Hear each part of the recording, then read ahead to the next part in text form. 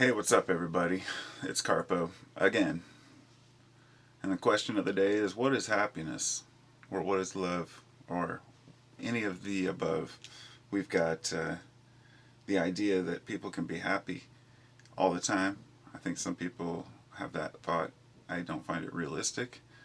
Um, others, others understand that, well, then there's the people who are unhappy all the time.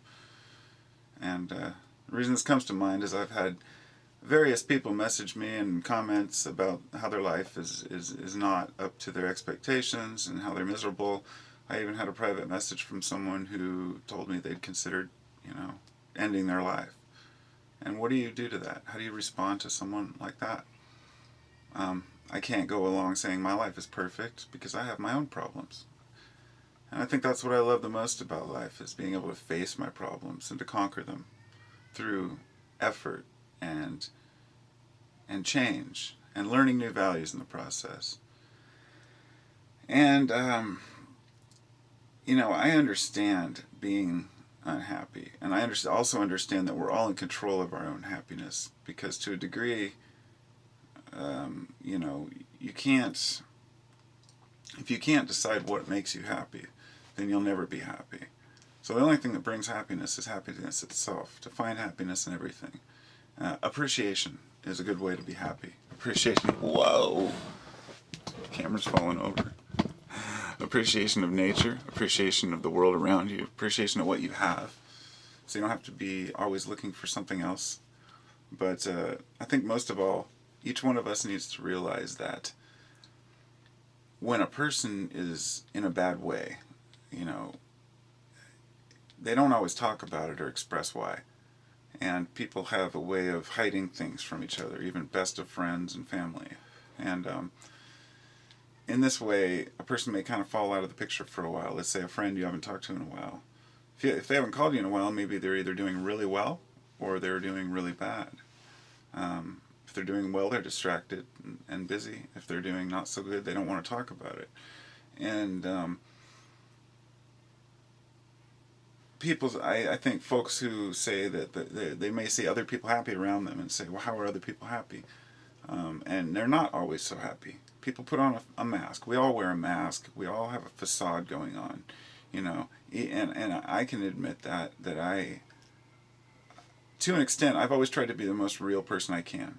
The way I talk here on videos is the way I talk in real life. I'm just a normal person. I don't have this speaking voice or anything, or try to pull one over on the world by acting the way I really am not, because then I have to keep up with that. So my general level of happiness, I guess, comes and goes, but I try to be happy most of the time. But I have a very strong belief in not dualism, but the idea that, in a sense, dualism within happiness. You can never know extreme happiness unless you've known extreme pain, and vice versa. You have to always have something to base it on. You cannot just be happy all the time without eventually finding boredom in that happiness and then trying to find something else. This is why rich people have such a big problem in life. And this is why the rich folks tend to be addicted to substances, whether they be inert or psychedelic, or psychotropic, or merely just a drug that not like heroin, crack cocaine, because the antidepressants, anti-anxiety, but they become addicted to power quite often. The addiction to money becomes an addiction to power. And so when they put on their facade to the world, whether it be on camera, television, we see them and think, look, they're happy. But we know they're not happy, because these people are dying from drug overdoses all the time. Musicians. These are good, educated people that are raised, and they see the world for what it really is. And that's scary, especially for, like, say, child actors that grow up seeing the way the movie industry really is. I mean, it just changes a kid. And a lot of these kids grow up to be fucked up, kill themselves, or whatever it may be. Drug overdose is very common because of the fact that it's not that a person's trying to kill themselves. It's that, and sometimes that is the case, but a lot more of these musicians and actors, they're trying to get this high. The high that comes with recognition is strong. Like when you say you're famous and you're up there on stage playing music, drugs will enhance your musical experience at first, and then you want more and more of the drugs because you're getting less and less out of the music. That's just one example. But then they become junkies, and when they break free, they realize that, you know, they err in their ways. But if you've ever known someone who's a junkie, it's not easy to explain to them that they do have a problem, because they don't recognize it, especially with narcotics. I mean, a person who's high on pills, narcotics, or, you know, whether it be OxyContin or heroin or Vicodin or whatever, it makes people, changes their emotional structure and their behavior, and they don't even notice it. So this ties in with happiness, because a lot of people take drugs, various drugs, antidepressants, painkillers, and drugs change your behavior pattern. They change your way of thinking, and they change your way of behaving. And I know for a fact that if I take too many, let's say take too many Vicodin, I will get angry. I'll just get aggressive out of the, I mean, I don't fight or anything. I don't cause any problems, but I'll get frustrated with things easily. If I just take a couple for pain, then that's fine. But it's any drug tends to bring out a certain aspect of people that isn't their true self. So if a person's unhappy with life, it may be drugs. And this goes for stoners too. Just smoking weed is a drug. And I mean, I know people always try to defend pot as a plant and not a drug, and I did too, but you know, the reality is that a drug is anything that alters the thinking pattern of a person, or at least in my mind, the way we use that word drug to describe, you know, because not all drugs change your thinking patterns, obviously. You know, they just change your body chemistry. But your brain chemistry is a major important part, and some are less harmful than others. Say cannabis, for instance. But if you smoke too much, you can get anxious, and you can get depressed from being a stoner. I mean, I've seen a lot of kids today, they're smoking this high potency weed that is just off the chart THC content, but it's not about the potency of the weed, you know, it's about control, just like with everything.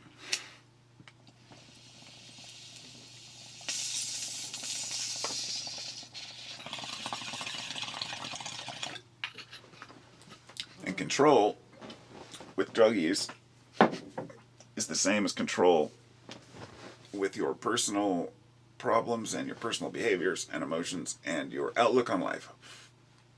So if you're constantly flustered about your problems, it's just going to compound. That's just the way nature works. Like-minded molecules attract to each other. And this is how compounds form into, you know, solid masses of atoms. Atoms of likelihood attract, and everything in nature that has the same type of mass attracts. Just like planetary bodies, you know, and gravitational pull. Magnetism. You're magnetically attracting more negative emotion when you present it. And that was kind of the premise of that, The Secret, which that was a great idea, but too bad they fucked it all up. Deepak Chopra, you know, he's the new age, basically take old ideas and put a twist on it that makes it for personal gain. You start talking about gaining money and stuff through intention, you know, you lost me. True intent is very important, but you can't just change your mind overnight. But you can start overnight and work your way up to where you are happy, you know. And so here I am talking about happiness, but this is just coming from one person, you know, in my point of view. I mean, Epicurus, what was it? There was something on happiness. Was it Epicurus? And, you know, there was a lot of philosophy done on happiness, and what makes happiness. And that's one that, you know, is really hard to touch, because it comes and goes. What made you happy 10 years ago will not make you happy now. Or maybe it will. Or maybe it'll make you happier now. That's one of the beauties of life, and I think is awesome. There's a lot of people try to attach themselves to the nostalgia of things that they grew up with. But I'm learning to move past that, because I was the same way. Hanging on to all the little trinkets from when I was a kid and this and that, or like trying to listen to the same music, or I don't know, I can't really think of examples right now, but it's always nostalgic because you think of the past is so great. Like, I remember being a kid, it was so fun. But when you start to really embrace life now, all of a sudden being a kid, you're like, God, I was so ignorant, and you're so happy to have the knowledge that you have now. At least that's how it works for me. And so I'm happy to be where I'm at. I'm happy to know what I know. And I don't see any need to be happier or less happy, because that balance, as I'm saying, the pain that I'm in right now sucks. I mean, it's miserable. It basically had me in tears. Just please, but please, God, just take the pain away. Anything, and I'm still happy. I thought my way through it. I'm like, I'm gonna get past this, And right now, at this moment, I'm sitting properly to where I'm not feeling too much pain, and I think it's actually on the decline, which is awesome, because it hurt like a motherfucker. Pain, unbearable pain all the way down my leg and back, and on top of that, I had a toothache on both sides, and so whenever that would subside in my back, then the tooth would kick in, and that's the way pain works, is that it tends to attach itself to the most prominent pain at the moment, and you don't notice the other pain. And that's another great point, is because when you have so many things going on in your life that are painful emotionally, it works the same way. The most painfully emotional thing is the one that's on the top of your mind. And as soon as you take care of that problem, or it fades, the next one kicks in. Just like when you have to get stuff done and you feel overwhelmed, that's how that happens. It compounds. You're like, oh, I gotta finish. I gotta call this place and do this. You finally do it, and then you're like, whew, one thing off the list, and then the next thing starts bugging you. So don't try to make yourself complete.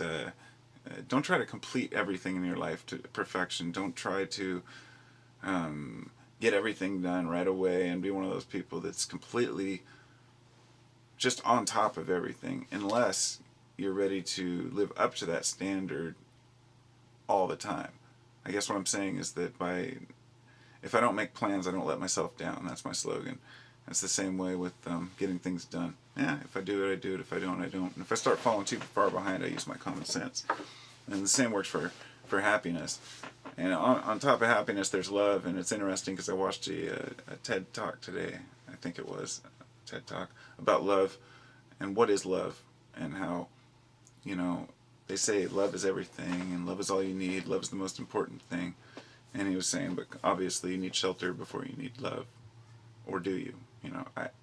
Probably to live initially, but food and water, that kind of stuff, the basic needs. But he was joking around about it, of course. But the idea was that you can't pin down love. You can't really express to anyone what love is, because your love for someone is only your love. And when love fades with, say, couples, he was saying how couples grow out of love. How does that happen? How do you lose love for someone? And what is love? Is it just a chemical program for the brain in order to keep us going? And in that sense, because I believe love could very well be an entity of its own. I have a belief system kind of that says that everything that has a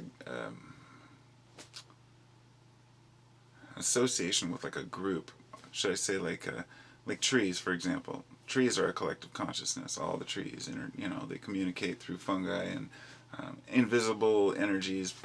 And the same goes for insects, groups of insects all around the world, that the Gaia theory, I guess, in a way.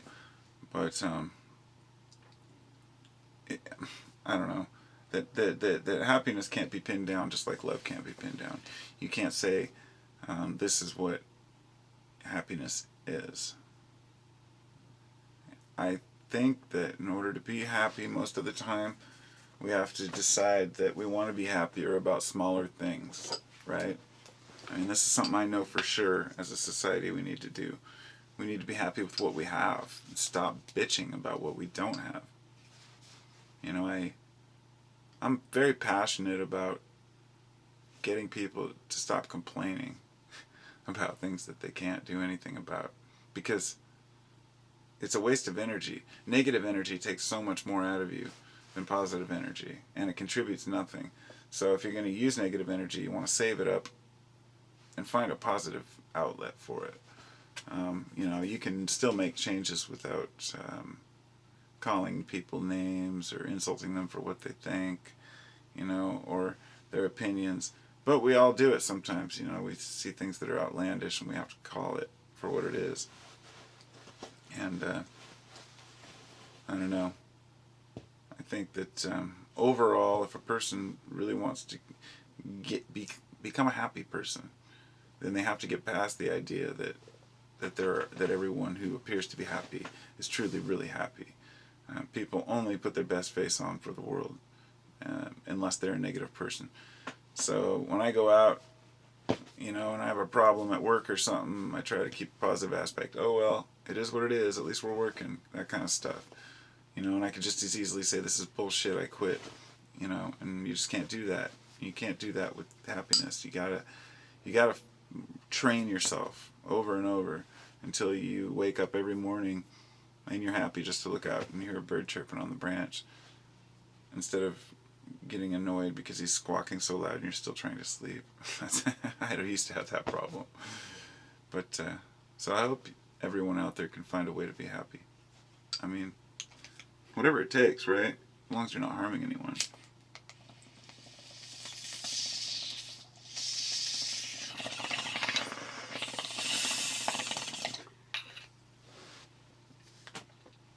But don't expect to be happy all the time, because that's bullshit. You gotta earn your wings in the happiness realm by eating a lot of shit along the way. Peace out.